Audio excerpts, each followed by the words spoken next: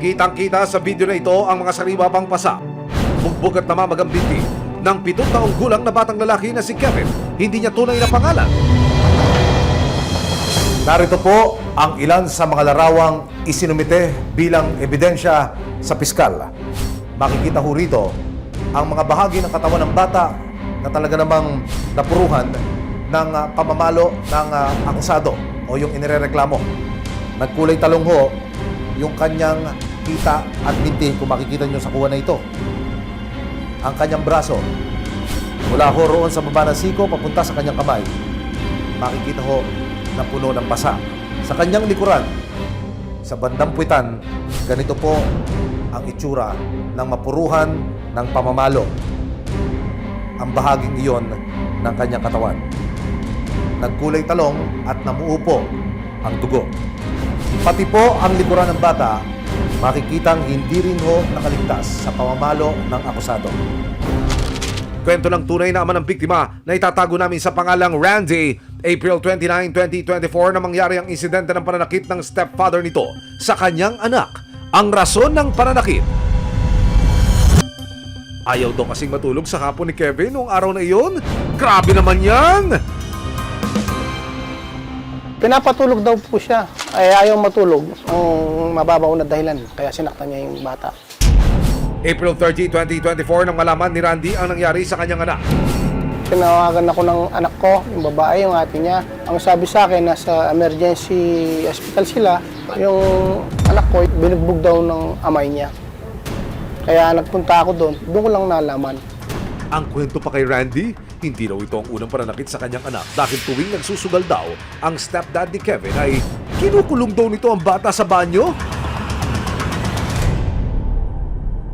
Tinanong ko yung anak ko, tuwing magmamadyong pala yan ikinukulong sa CR.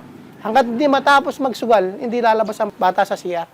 Ayon naman sa tiyuhin ng bata na si Gilbert, hindi niya tunay na pangalan. Umaga ng April 30, 2024 nang makitang tumatakbo si Kevin palabas ng bahay ng amain, puro pasa at latay na raw ang katawan nito. Nung malaman namin, tapos na Tumakbo na lang yung batang palabas. Nakita nung lola niya. Agad nilang dinala si Kevin sa bayan para idulog ang nangyari sa DSWD. So ang lolo, dinala niya dito. So yun, nagkausap-usap kami, daling kagad sa Concepcion. Kaya diniretso namin sa DSWD. Nagdalhin sila sa PNP Women and Children Protection Desk o WCPD ng Concepcion, Tarlac para ipablatan ang nangyari. Pinuntahan ng mga pulis ang amain ni Kevin pero tila nag-disappear na raw ito.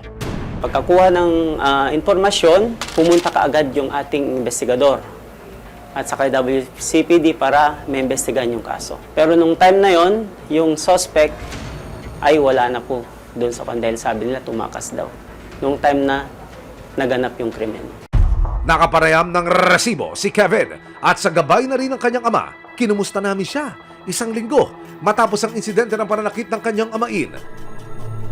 Magpapakwento lang ako ha. Ano ba nangyari anak? Pinalo po ako. Madalas niya bang gawin ito? Opo.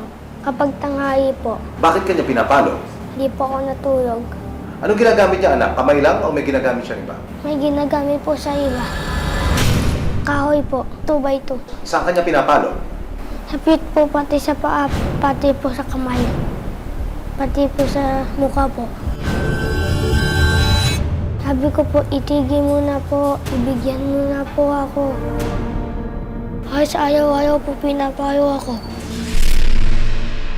2 taon na raw nakatira si Kevin sa kanilang tatay-tatayan simula na maghiwalay ang kanilang mga magulang. Isang OFW o Overseas Filipino Worker ang kanilang ina. Kaya ang bago nitong partner ang araw-araw ng kasama ni na Kevin. Kikita ko lang po siya dito. Pag pumunta ako, nakakausap. Pag may oras po ako, kahit na nasa malayong lugar po ako, pinapadala ko po sila sa akin. Binibigay ko naman po yung makakaya ko. Ayon sa medico legal, moling o labis na pambubugbog ang sinapit ng munting katawan ni Kevin. Sa tulong ng barangay, sinubukan ng resibo na makapanayam ang amain ni Kevin. Kaya pinatawag ko kayo. Gusto ko kayong pumunta dun sa Purok Maligaya at imbitahin nyo dito. Ilang sandali pa lumipas pero walang lumalabas sa bahay ng amain ni Kevin. Ako. Hindi naman po. Kuya mo, Hello, sir. Wala tao, sir. At tingin niyo sir, babalik pa siya. kasi Hindi ko naman alam, sir. Nandiyan po ba si Sir? ala, Wala po. ala. Nung isa nga po nandyan siya. Aba kuya, from stepfather to step out ka real quick ha? Pero buo ang pasya ng tunay na ama ni Kevin. Gusto ko lang po sana mangyari, magkaroon ng justisya nangyari din sa anak ko. Kung talaga pong may batas tayo na sinusunod na proseso yan.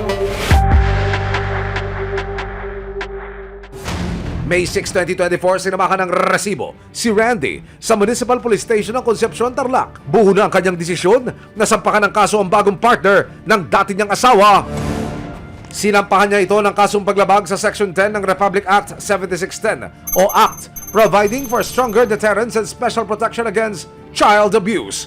Pwede nating isampa sa kanya ay yung Section 10, Paragraph A of RA 7610. Yung RA, sabi natin yung Republic Act 7610 na para sa mga bata, na nagsasabi yung acts of child abuse, cruelty, exploitation, and other condition prejudicial to the child development.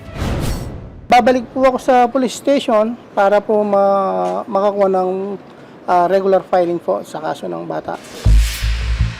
Kung mapatunayang may sala, nakaharap ang amain ni Kevin sa 6 na taon at 1 araw hanggang 8 taon sa bilangguan. Gusto ko lang po, sir, mangyari talagang mapabilis po yung sa kaso na to para po mabigyan po ng justisya yung anak ko. Mapapanatag na po siguro ko nun. Para naman masiguro ang kapakanan ni Kevin, inilapit siya ng resibo sa Barangay Kaluluan Violence Against Women and Children of Vauci para mabigyan ng counseling at intervention.